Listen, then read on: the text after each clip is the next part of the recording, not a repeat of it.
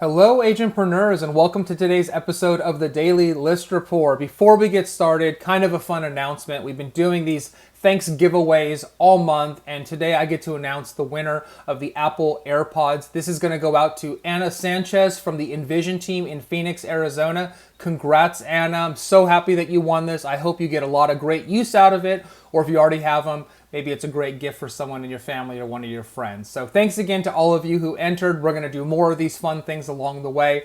Hope you're enjoying the content on this channel. If you are, please consider subscribing and clicking that little bell so you're notified of all of these great episodes. Like today's episode, we've got Brian Loebker back on the show. Second time in a couple months. Super excited. He's based in the sort of Sarasota luxury real estate market. That's where he's active. He's originally from Atlanta, but he's been in Sarasota, Florida since 2008. He's a former Marine. He's got a bunch of he's just a cool guy. And we talked last time about how he broke into the luxury market. We're talking borrowing cars that were nicer than his to go to listing appointments and meeting the right people. But at the end of the day, just being himself and putting himself in the right place to have the opportunities to win this business. We talked about it's probability, it's math, right? It's not luck. He put himself in the right places. He made the most of the opportunities. He was true to who he was, and he was able to find success as a result of that. So without further ado, let's bring Brian back on the show. Brian, welcome back to the show. Thank you so much for having me, and congratulations, Anna, on the AirPods. If you don't use them, I'm the last human on earth that does not have a pair, so just keep me in mind. That's awesome. That's right. Yeah, there you go. Brian could be a great beneficiary of that gift. I have them, but I still use these for the show because they're reliable and easy and they don't run out of battery. So yeah, that's right. I feel you, Brian. Awesome. Hey, Brian, why don't we start here? For those of you who missed your last episode, which was a great conversation, we had a lot of fun. We got a lot of great comments about we just had good rapport. I enjoyed talking to you, but great content as well. Remind everybody who Brian is. Talk a little bit about yourself for a minute. Sure, and I am very thankful to be back. I couldn't agree more. Awesome rapport with you, Randy. I love your content, what you're doing. Super neat to be back here. So thanks for that. And hopefully we'll try to do it as well as we did the first time. Oh, yeah. Quick recap. I am in the Sarasota, Florida market, which is Southwest Florida between Tampa and Naples. I've recently turned 36 years old since we did the last video chat. Getting older by the minute. That's right. The other side of that hill. Oh, my goodness. Yeah, things are just hurting sitting here. But I am most known in our market here in Southwest Florida for being one of the youngest people to truly break into and have success in the luxury market. Obviously, Randy shared with you guys a little bit of the stories. If you missed that first episode, yes, I borrowed cars. I rented cars. I was wearing used clothes on listing appointments because I didn't have the money to spend on good stuff. And I'm very thankful to have survived through that. I put in my time.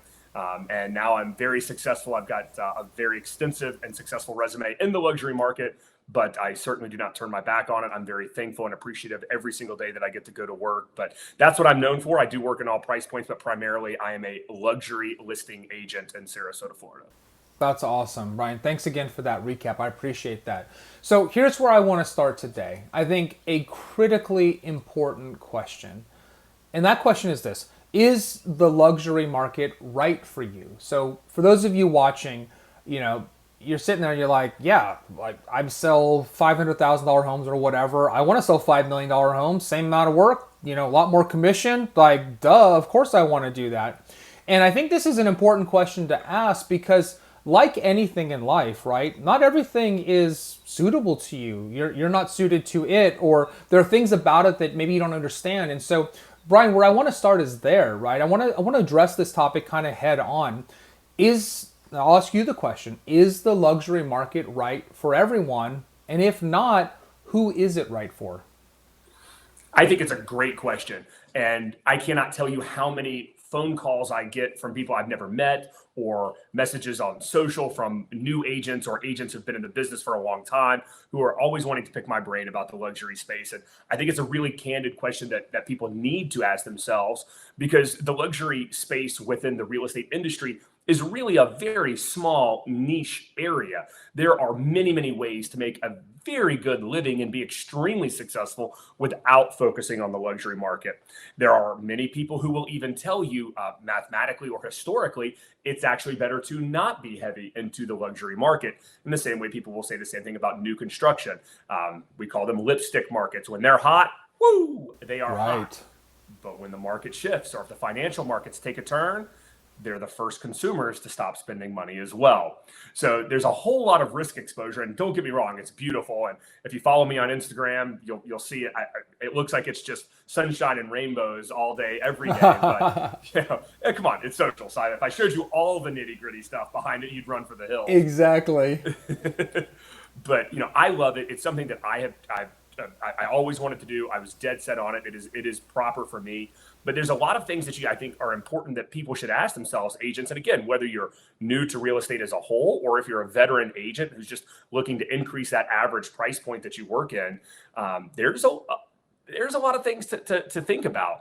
And we'll go over as many of them as we can, or I'm happy to share with until we run out of time. But I would say probably the first part is a very easy financial and mathematical question that a lot of people don't think about. And yeah, it's beautiful to market these amazing $1 million, $2 million, $5 million, $10 million homes. But what we, those of us who do it every day in and day out, what we try to not let the world onto is these homes take a lot longer to sell than your entry level home or even your move up price point in your market, whatever that may be. So when you think about going and getting that first $2 million listing, it's very unlikely, depending on your market, but very unlikely you're going to sell that at the same rate you would sell a $400,000, $500,000, or $600,000 home. But bet your bottom, the seller of that property expects you to continue writing those checks for the marketing and advertising dollars that you have to do to represent the property.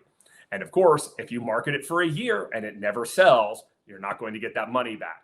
So being able to float that financial commitment is probably the first and most real intangible item I would say you need to think about as you make the decision if it's right for you. Brian, can we deep dive on that one a little bit? Because that's a really great point you made, right? Is that these homes are going to take longer to sell. And so you're going to have to sort of float that. And, if we think about, I'll just call an average listing, right? You're going to have the photographer come in for a few $100, or you do it yourself, whatever that thing is. In certain markets, you may stage the home, and that's not an inexpensive thing, but some studies would show, they're NAR studies, so believe them or not, that you're actually going to get that money back on the increase in price. And certainly there are some homes that absolutely need to be staged. I guess my question is, what changes in the luxury market? And I'll give you one example. I interviewed a guy, he's a friend up in the Bay Area. His name is Herman Chan. And I forget the price of this listing, but it was like a $25 million home in San Francisco. We're talking like way up there, billionaire row, like crazy town. And he had produced this ridiculous like Michael Bay type promo video for it, with like driving up in a Ferrari and like putting on the tuxedo and pouring the champagne. It was in black and white, like it was intense and it was pretty awesome, right? And I've seen people go to great lengths, but when you look at the luxury market from your perspective, are there a lot more costs? A little bit? Does it depend? Talk a little bit about how the marketing differs for a property that's in the luxury end. Well, it differs, I would say, and how would you phrase it? Every single way possible. It takes everything that you would do for an entry level or a mid-level price listing you would represent. It takes everything you would do there, but it requires it to be done at a quality level 3 to 4 to 5x that of what would be acceptable for that $500,000 home. So same quantity at minimum, but at a much higher level. And anytime you go up and a higher level of quality, obviously in comes that additional cost. If you go out for a nice steak dinner at the locally owned steakhouse, it's going to be significantly more expensive than the nice steak dinner at Applebee's. Nothing wrong with Applebee's. I love me some Applebee's, but you understand. So everything is the same except at a higher quality. And then, of course, then you have to expand in all the additional items that a luxury property requires you to market. So, for instance, if what would probably be considered an average listing presentation or marketing package for a $500,000 home would be daytime shoots, daytime stills, Maybe you do a small video for a few $100s. Maybe you do Matterport. That's really about it as far as, and of course your standard brochures and things. Well, in the luxury space, it's the entry level package, I would say for us, probably starts at about $5,000 per listing. Oh, wow. Because we're going to shoot the home during the daytime. We're going to shoot the home at night. If the photos aren't perfect, we're going to shoot it a second time or a third time.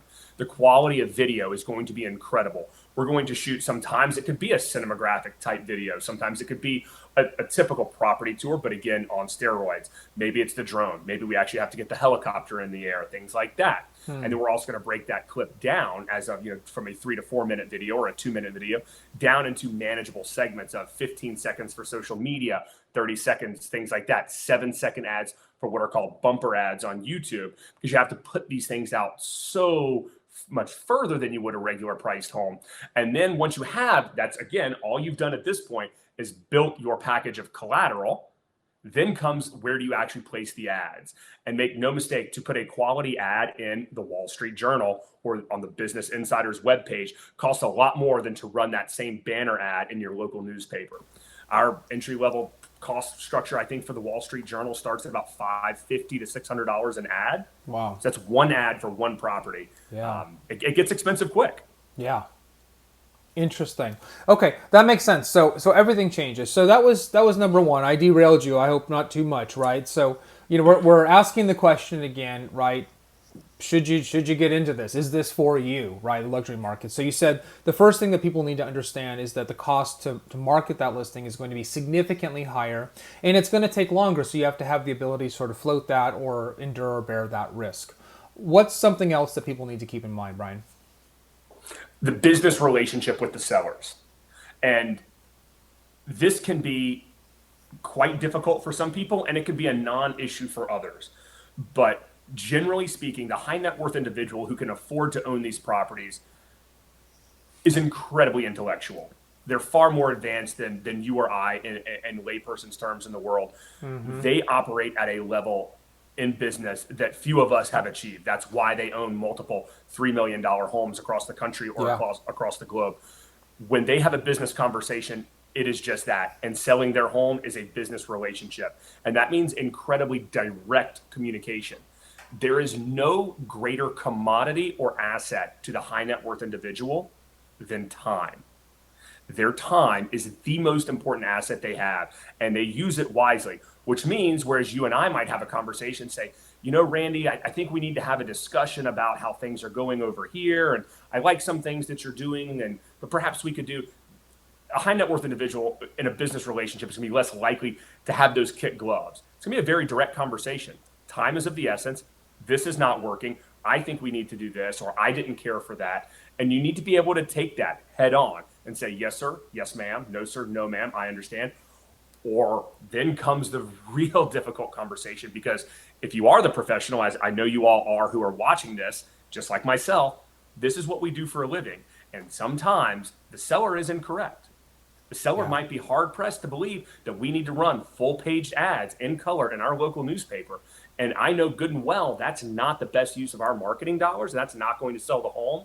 So you have to have the guts and the experience to be able to speak that truth to power and say, Mr. Seller, I understand that. I understand why you say that. I disagree with you, and here is why. And that can be an incredibly tough conversation for people to have. But if not, you will get pushed over, ran over, or better yet, they'll see through you and worry that you're not the right person to represent their property. So it's a big topic, actually, this topic of the relationship with your seller, because they are going to be pretty much by definition, as you said, more sophisticated, smarter, whatever. But here's my follow-up question to you, and I think you addressed this topic nicely, but here's kind of a follow-up question. One of the things that I was taught early on about very successful, I'll just say CEOs, right, just sort of as a catch-all, is that many of them have very broad interests, right? They can speak fluently about politics and the arts and business and whatever their things are. And so the aspect of the business relationship I want to ask you right now as a follow-up question is, talk a little bit about how you build rapport with these people, because, there's lots of agents who could do the job, but even very successful business people still like to work with like-minded people, right? So talk a little bit about how you build rapport with them and how your understanding of the world and these types of things has to sort of comport with theirs, or maybe that doesn't matter at all. It absolutely matters. And I would say it's probably one of the single most important things a new agent or an experienced agent looking to transition into the luxury space needs to immerse themselves in a true omnipresent approach into current events, financial markets, the arts and culture, and philanthropy. It doesn't necessarily mean that you need to go out and write the $100,000 donation check to the local church or the private school, but you need to be in tune with it. You need to understand what's happening in your market as well as on a national scale, because you're exactly right. The high net worth individuals, even the ones that are not self-made or from a business background, perhaps it's inheritance money or familial money, they still operate at that level, and they almost all of them can speak fluently from topic to topic with minimal transition, and they can determine and feel instantly if the person they're speaking with does not operate or understand and speak to those topics at the same level. For instance, driving in your car every day should not be listening to your favorite Pandora station. You should have on CNBC playing in the background so that you can speak intellectually to what the financial markets did today or yesterday. And it's a great move to have to pivot, or at least to bring up in conversation, that shows that the same things that are important to that client are also important to you as the agent, because people do want to do business with people they know, like, and trust. Amen. I agree with you, right? Not being a practicing agent, I could imagine that that is absolutely, arguably the most important thing is the ability to build rapport and have a connection with them. Because again, there are other people right behind you who can also do the job, right? And so it's really, you kind of need all of the pieces. The only other thing I wanted to mention on this real quick, Brian, and how you handle this is you gave the example of the full page ad in the local newspaper. And let's just say, like as you said, this is a terrible idea, but the client wants it. Let's talk a little bit about ego and vanity at this level. And not, I don't mean this in a, like, these are just a bunch of egomaniacs and terrible people, but you know, you've got a nice property and sometimes you just want to see it out there, right? You're like, you want your friends to open the paper and see your nice house. There's nothing wrong with that. So maybe it's not going to move the needle, but maybe it's something that is important to the seller. How do you handle situations like that? Absolutely. And that's a case by case. And it's important to me specifically to do the job proper and to get the job done as fast as possible for the highest dollar possible. That's what my foundation is built on. However, there are times where you say, Mr. Seller, I'm not sure this is the best use of our funds. And you have to be instantly prepared to absorb their response, because they are the boss, they are in the driver's seat. And if you get a bad feeling or that it's truly important to them, you have to wave off and you have to accept running that full page ad as a tax. That's what it is. It's a cost of doing business to keep the seller happy. Is it going to help sell the property? Probably not. Is it going to continue to build and reinforce the rapport with that seller? So that way, if you have to ask for a renewal, you have a better chance of getting it? Absolutely. So in the end, is it money well spent? Maybe. Right. Do you have to spend it? Absolutely. Absolutely. That's very, very well said. It is absolutely cost of doing business. Okay, so again, we're answering the question, is the luxury market right for you? Number one was understand that the cost to market these properties is going to be higher, the time's going to be longer. Number two is the business relationship with the seller, right? Or the relationship with the seller more broadly is critical. What else is on this list for you, Brian? You know, speaking to the time, that's a big one. And it's very, very difficult, and it's tough. The average life cycle for me specifically, from the time that I get my very first phone call, which sometimes is cold, sometimes it's warm, but from the very first time I make contact with a potential seller until my payday, averages between 2.5 and 3 years. Wow. Say that again, Brian. Know. Say that again. We need to emphasize that. Yeah, the average life cycle for my luxury listings from the initial contact, that cold call, until my payday is between 2.5 and 3 years. Wow. Let that sink in, everybody. That's a really important point. Yep. And I wouldn't trade it for the world, but make no mistake, the first 2 years, that's a big pill to swallow. Yeah. And it's hard sometimes to keep that enthusiasm. I'll give you a perfect example. One of my very first listings was about $2.5 million. Started off with great rapport. Of course, I signed a 12-month listing agreement. Make note of that. Don't get in the habit of 6-month listing agreements in the luxury space or you will go broke very quick. Yeah. So 12-month listing agreement, we start off great, wonderful rapport, everyone's friendly. Well, you might say this was a unique property. It wasn't going to win any awards whatsoever. But it was one of my first listings and I was proud of it. This was my little baby egg. And I threw every dollar, every idea, anything creative I could think at, I threw at this property. Could not buy a showing. Could not pay someone to come look at this property. Wow. So by the time we get into months 6, 7, and 8, the relationship is being strained. I cannot fabricate showings. I cannot make it happen. They were dead set on this price. I couldn't get them to reduce the price. And slowly the relationship began to strain. They were unhappy with me. I was became frustrated with them. Our niceties had worn off. And as we neared the end of the listing, we were ready to part ways. I did not want to renew the listing. They did not want to renew it with me. Everyone was exhausted. And on the 365th day of the listing, in comes the cash offer. No way. That's insane. Unbelievable. Moral of that story is you have to stick to it to the end. Go through the finish line at full speed because you never know when the right buyer's in the right place at the right time for that property. That's fascinating. So that begs a question for me, a follow-up question for you, Brian, which is this.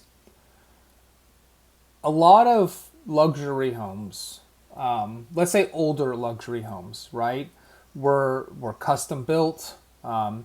They probably, to varying degrees, catered to the needs and wants and desires of their owner, of their builder, right?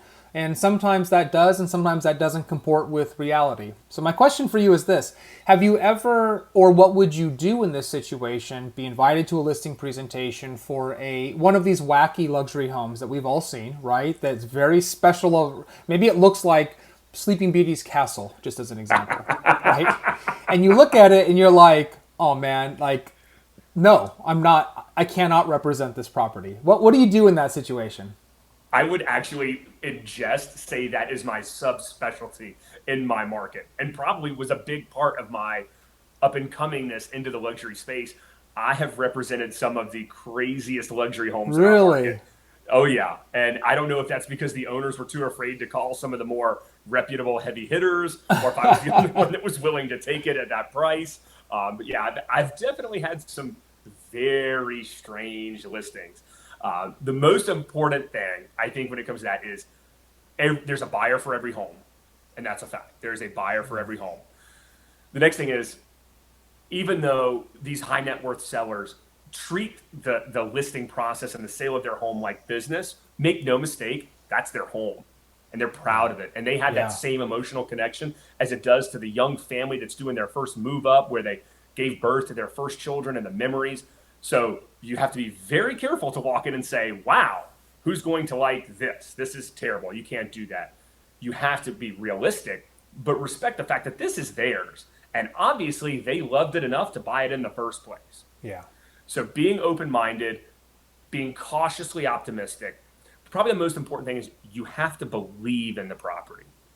Truly in the private places in your heart that you don't talk about at parties, you need to believe in what you do and have faith that there is a buyer for every property, but then also be creative with your marketing strategy. You know, there are different things in different homes. I'm trying to think of some of the crazier ones that I've had. I wanted to ask you, there's got to be something that stands out, some weird room or weird something.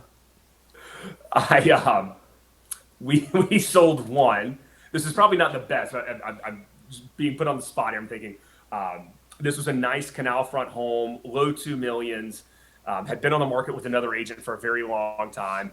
Very strong-minded seller, you might could say, who knew way better than we knew. But you walked in the front door on the main level. It's a 3-story home being on the water. You walk into that main level, and right in the direct line of sight from that front door entry was a 7-foot tall alien. No. Like a real life, like movie set quality, terrifying extraterrestrial alien. No way. It scared the daylights out of me the first time I was in the property. Now, again, I'm a little more confident by the time I had taken this listing. So I had the tough chat with the seller. I said, that's not really a great idea. And to say this gentleman told me no in the most flat, distinct, and defining way possible would be an understatement. It was a hard no. The alien was there to stay. Yeah. So that's insane. It was insane. For every showing we did, we had to preface before we let people walk in the door that there's a giant alien on it, which if you can imagine people's faces at a $2.5 million home, when you're like, Mr. Buyer, I just want to tell you, we're going to go through this door and there's going to be a giant alien. Don't worry about it. It's fine. That's amazing. And the seller was just loved this alien and said, it's not going anywhere. There was some connection between this gentleman and that alien. I have no idea. Once he shot me down as hard as he did, I waved off. I never brought it up again. Said, I'll work around it. And we did. Sold the property. That's amazing. It probably made for some really fascinating listing photos at the very least, right? Absolutely. Yes, that was fun to shoot around. So Brian, let's segue a little bit if you're okay with that, which is Sure. This sort of question of what's the one thing you need to have to get into the luxury listing market, right? This goes in line with prospecting on that. Like what is the thing that you need to have? So we talked about everyone has been forewarned, right? All of the warning signs have been placed up there. You've all signed the disclaimer, right? You are now venturing into the luxury world, right? Buyer beware. What do they need to have? Oh, that's wonderful. I'm glad everyone signed the disclaimer for those of you that are still watching and your morbid sense of curiosity. That's right. If you thought that was the bad news, this is going to throw you for a loop. Oh no. There is one thing that you absolutely must have to begin building your luxury listing inventory, and that is a luxury listing. I kid you not. It is the chicken and the egg theory on steroids. Yeah, good point. And it makes no sense. I had absolutely no data, no supporting news article, no journal article to reference, but it is an absolute fact that I have seen in my 8 years. There is nothing more important than carrying an inventory of luxury listings to get more. And to get your first one, if you've never had one, you will be asked definitively, what other listings have you had? Right. And that chicken and the egg theory is a massive roadblock for so many young agents and agents trying to break into the luxury space. So how you solve the chicken and the egg theory, I don't know, but I will tell you this, with all bad news, I will try to bring good news, and I do have a way around it. And this is a tough pill to swallow because when you get your leads and they're your leads and it's not a referral, that's a great feeling. And that's something that's super important. And you're proud. You don't have to pay anyone. You didn't buy the lead. It came organically or it came from an ad. That's amazing. If you are trying to break into the luxury space and you get that first phone call, but you have no history of representing luxury property, set that appointment. And the next phone call you make needs to be to a luxury agent that you have a good relationship with in your market and ask them to come with you and to work the deal 50-50. Bring them and their resume in, because otherwise I would say your chances of securing that listing and being hired are incredibly minimal. Eat the crow, really get the first one on the books, bring in another agent, pay the 50%, and then you've got the first one on the books. I think I learned that tip on Selling Sunset as well, Brian. Just heads up. I have to watch that. I was just out I was at a big think tank session with their website people just about 2 weeks ago. And oh, really? Wow. Yeah. Yeah, it's pretty crazy. I couldn't get beyond a few episodes. It's too much for me. But there was an episode where someone was trying to get their first big listing, and there was some of that some of those movements involved. So I think that makes sense. So what you're saying is there's the best way to get a luxury listing is to have a luxury listing. That makes perfect sense. Proof of production in this space, it's clear, right? Everybody understands that. So you're saying that if you get one of these, a listing presentation, let's say, bring an existing luxury agent right with you, split the deal 50-50, because then you're going to have that on your resume and you're going to parlay that into future deals. Yep. What about good old-fashioned moxie? So I never forget, I interviewed this agent, Gogo. She's very popular on YouTube. You may know who she is. She's in Michigan, and she has a wonderful immigrant story, right? Came here with, 2 cents in her pocket, right? And her first $1 million listing, they asked her that question, just like you said, how many other $1 million listings have you sold? And she said, absolutely zero, but I'm going to work harder than anybody else. I'm going to make this happen. Just good old fashioned moxie. Does that work in practice, or is that a one-off? It's tough. And if you're serious about breaking into the luxury space and you're fortunate enough to get that phone call to ask you to come out and present yourself on a listing presentation, if it's me, I bring a senior agent 10 times out of 10. And I did it both ways when I was new. I was able to pull it off with my own moxie on one, and I was shut down on the other. And the other that I was shut down on was twice the price of the first one. Wow. Can it be done? Absolutely. And you have to have that moxie. You have to have the charisma. You have to be genuine. If you can't be genuine, what people are being sold to by the highest performing salespeople in the world. These are people who buy private jets. Their salesmanship is at levels that we can't even begin to understand. And therefore, our consumers that we're targeting, they're going to see right through it. If you can't be yourself and be genuine, you don't stand a chance. Does moxie work? It's worth it. And you know what? If you want to roll the dice, go for it. And one day we'll do a video and we'll talk only about prospecting techniques to get that phone to ring with $1 million opportunity. But if you're not getting a bunch of opportunities and you want to roll the dice, go for it. I think the safer choice is to get the first one in the books. And I'll tell you the reason why I say that with confidence now, having represented how dozens and dozens and dozens of multi-million-dollar properties. To this day, the single largest lead generating source for me, or item that gets mentioned with new sellers that call me, are the other listings I have. Right. That can literally be competing listings to their own home. For some reason, that doesn't translate in their mind. When they see me representing 8, 10, 12, 25, 35 similar homes and similar price points, that's what they look for, and that's what they bring up on the phone to me the most. It makes perfect sense. Brian, if you can believe it, we've already been talking for over 30 minutes. I feel like we just started. Isn't that crazy? Oh, it's crazy. It's crazy. It's crazy. Let's make a series out of it. Yes. So here's what we're going to do. We're going to cap today's episode. This was great. I think this was a great conversation, Brian. I think this idea, centered around this question, is the luxury market right for you, is such a critically important question to answer. And I think you did a wonderful job of just sort of laying it out there, what that means. And as you said, you're going to come back on sooner than you want, probably, and we're going to talk about prospecting techniques. That's going to be another episode, and that's going to be amazing. Brian, is there any parting words of wisdom here for our agents as they answer this question for themselves? Is the luxury market right for me? It's an amazing part of our industry. It is incredibly rewarding. I don't want anyone to be scared off from what we said.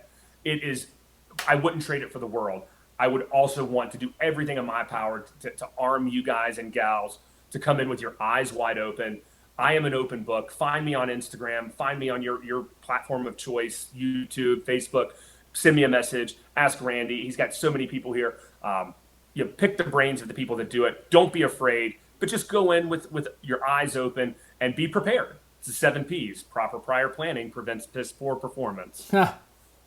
Well said. Well said, Brian. Gosh, I love you, brother. Thanks for coming back on. I always enjoy this. We're gonna do this again real soon, okay? My pleasure, Randy. Thanks so much. All right. Well, there you have it.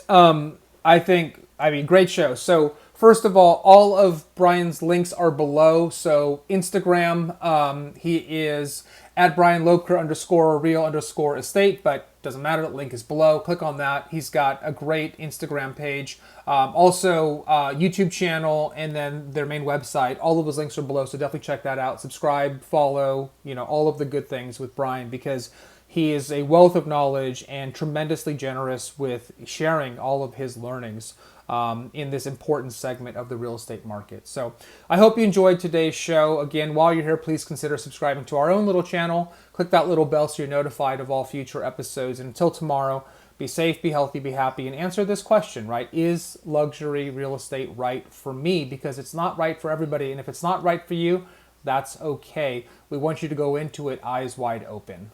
We'll see you soon.